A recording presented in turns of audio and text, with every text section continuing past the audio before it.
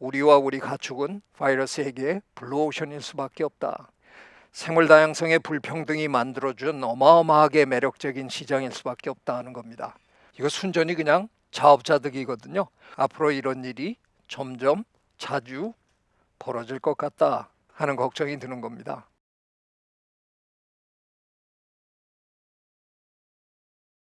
참 어처구니 없는 일이 벌어졌습니다. 이게 제가 어처구니 없다는 표현을 쓰는 이유는 이번에 그냥 우리가 그 천산갑이라는 동물을 안 건드렸으면 아무 일도 없었던 거거든요.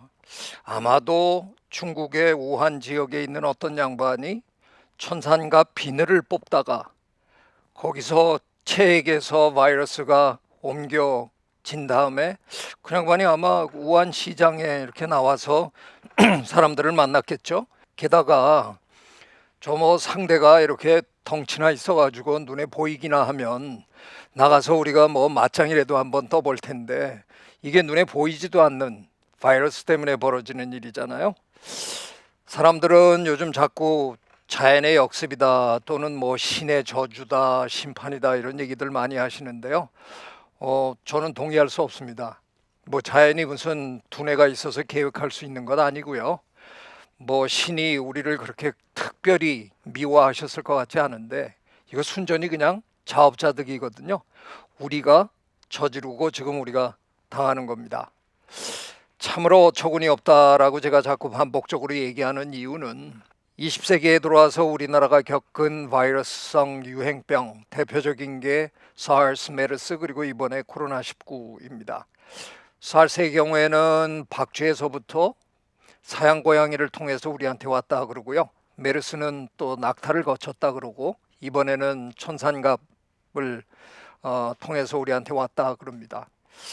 뭐 이런 모든 일이라는 게 100% 완벽하게 밝혀지기는 어렵지만 과학자들은 이번 이 세 케이스 다 박쥐에서부터 출발했다고 얘기합니다. 박쥐가 특별히 더러운 동물일까 아니면 박쥐가 특별히 사악한 동물일까? 제 생각에 이건 그냥 순전히 확률적인 얘기거든요. 저는 저 별 근거도 없이 이상한 예언을 하나 지금 하렵니다. 다음번 팬데믹은 아마 쥐로부터 올 것이다 하는 예언을 하나 하겠습니다. 뭐 특별한 증거가 있는 건 아닙니다. 역시 확률의 얘기입니다. 지구에서 살고 있는 포유동물 종수의 절반이 쥐입니다. 그리고 나머지 절반의 대충 절반이 박쥐입니다. 그들이 워낙 많다 보니까 그들에게서 출발하는 바이러스가 우리 인간에게 건너올 수 있는 거죠. 저희 같은 저 생물학자나 기후학자들은 요즘 이런 질문을 많이 받습니다. 이게 기후변화랑 무슨 관련이 있는 겁니까? 분명히 관련이 있습니다. 하지만 아주 직접적인 연관관계를 설명하라 그러면 별로 쉽지는 않습니다. 하지만 제가 하나 찾았습니다. 박쥐는 기본적으로 열대에 사는 포유동물입니다. 무슨 얘기냐 하면 열대에 사는 포유동물의 종수와 온대에 사는 포유동물의 종수를 박쥐를 빼고 비교하면 거의 똑같습니다. 박쥐가 들어가면 그냥 차이가 확 나버립니다. 열대에 박쥐가 엄청나게 많이 삽니다. 종수도 많고. 근데 아시다시피 지구온난화 때문에 기후변화 때문에 온대 지방의 온도가 지금 계속해서 오르고 있잖아요. 뭐 여러분 다 경험하고 있습니다. 지금 이 순간 이번 여름 우리 모두 야 이거 우리나라가 아열대가 되는 모양이다 하는 거를 뼈저리게 지금 느끼고 있는데요. 그러는 바람에 박쥐들이 온대지방의 온도가 슬금슬금 올라가니까 박쥐들도 그냥 자연스럽게 자기의 분포 지역을 온대로 이렇게 옮겨 가기 시작했습니다. 아마도 우리 호모사피엔스는 지구의 역사에서 지구 표면 어느 한 곳도 놔두지 않고 전부 점령한 아마도 최초의 동물일 텐데요. 그렇긴 해도 우리가 뭐 열대나 한대보다는 주로 온대에 모여 삽니다. 가장 그래도 쾌적한 기후대니까 우리가 주로 많이 사는 곳에 박쥐가 우리 가까이 접근하기 시작했다는 겁니다. 물리적인 거리가 가까워진 거죠. 그러다 보니까 박쥐를 포함해서 그런 야생동물들과 우리가 접촉하게 되는 확률이 예전보다 훨씬 높아진 거죠. 제가 이렇게 얘기할 수 있으면 얼마나 좋겠습니까? 참 지금이 힘든데 조금만 더 버팁시다. 이번 일만 지나가면 우리 생애에는 이런 일 한 번도 더 안 일어날 것 같아요. 제가 이렇게 얘기 드릴 수 있으면 참 좋겠는데요. 지금 제가 말씀드리는 것처럼 우리 인류가 갑자기 저 숫자가 증가하지 않을 리도 없고, 그렇다고 해서 지구온난화가 멈추는 것 같지도 않고, 그렇다면 무슨 얘기입니까?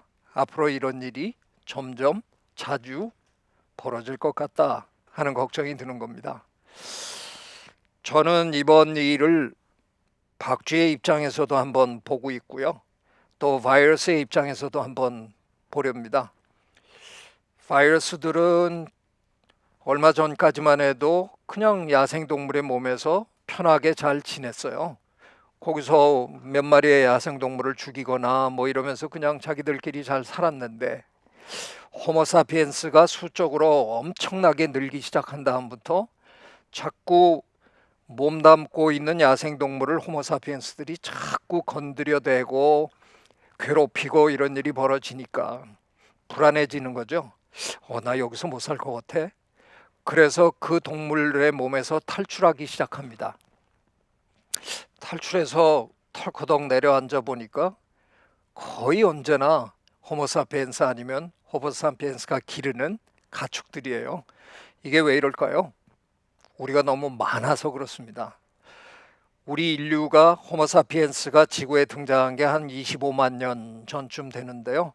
우리는 그 25만 년 존재 역사 중에서 한 24만 년, 그러니까 압도적으로 긴 시간 동안 우리는 진짜 별 볼 일 없는 영장류였거든요.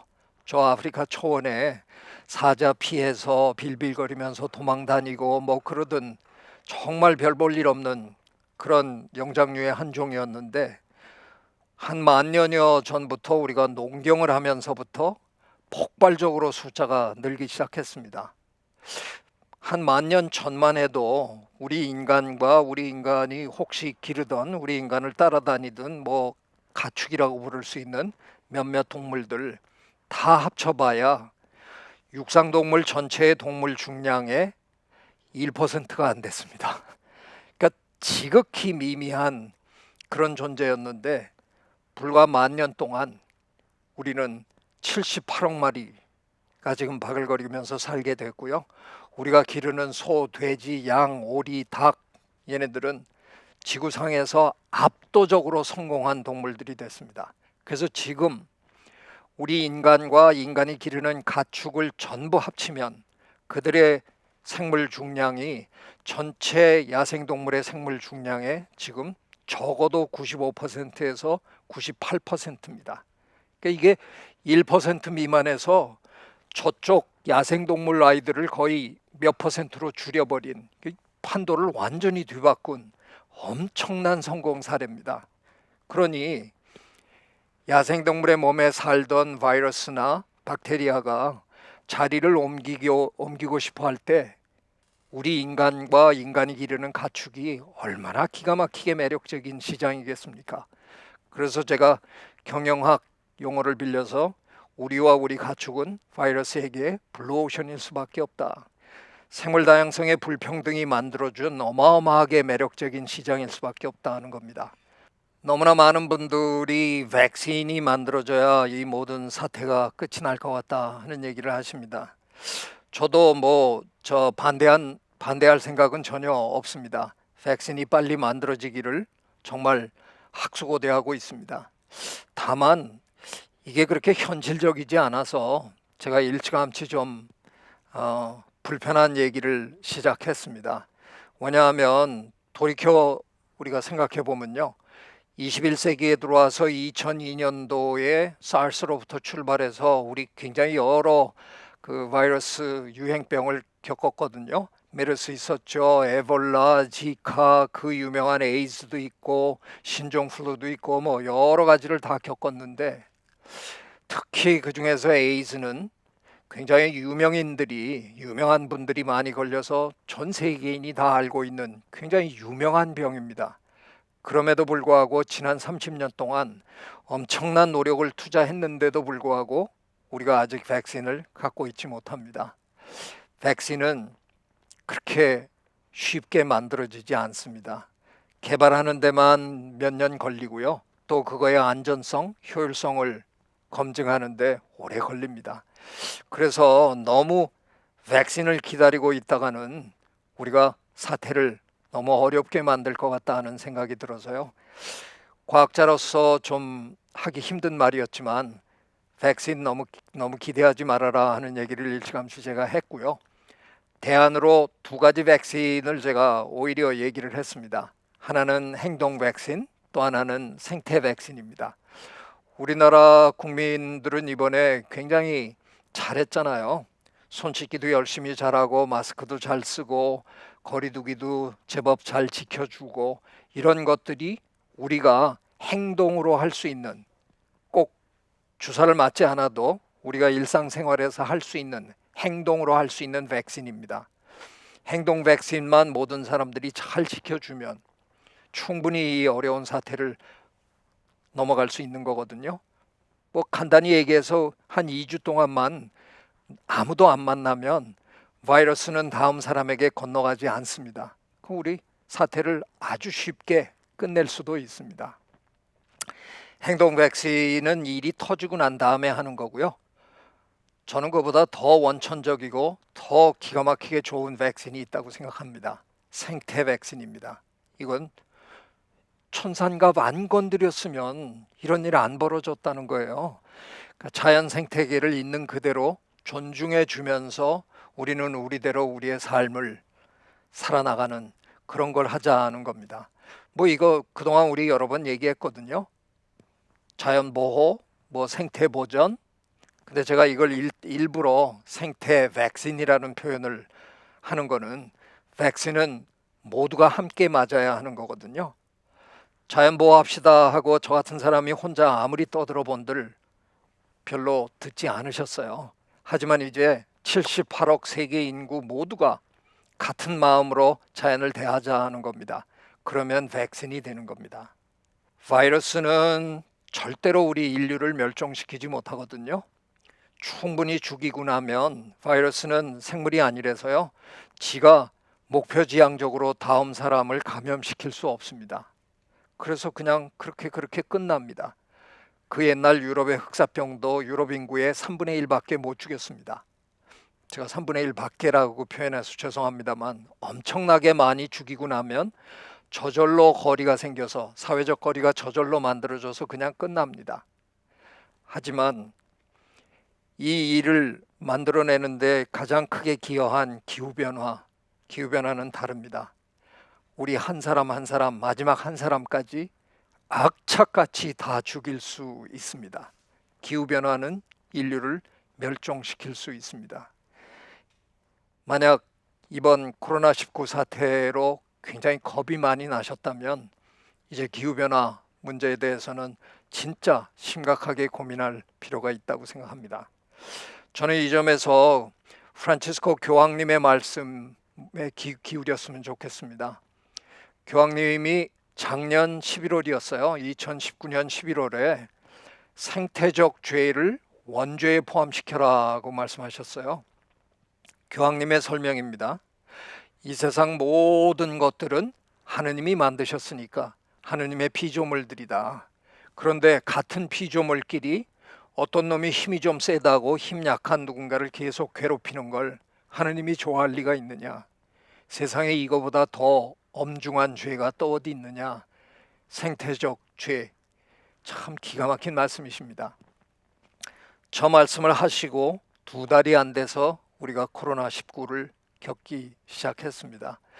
교황님 말씀에 귀 기울였으면 좋겠다 하는 생각합니다. 저는 우리에게 남은 마지막 전환, 생태적 전환이라고 생각합니다. 우리의 존재 자체가 위협받기 시작했습니다. 기후변화, 생물다양성의 고갈, 급진적인 이 많은 환경 파괴, 이런 것들이 다 감염병을 일으키고 우리의 삶을 파괴하고 있습니다. 우리는 우리를 호모 사피엔스라고 부르는데요. 현명한 인간이다 하는 자화자찬을 하는데 저는 동의 못합니다. 그런 자화자찬 버리고요. 지구에 함께 사는 다른 동식물과 이 지구를 공유하겠다는 마음으로 호모 심비우스, 공생인으로 거듭났으면 합니다. 이제 우리 모두 생태적 죄에서 벗어나기 위해서 생태적 전환을 해야 합니다. 경청해 주셔서 고맙습니다.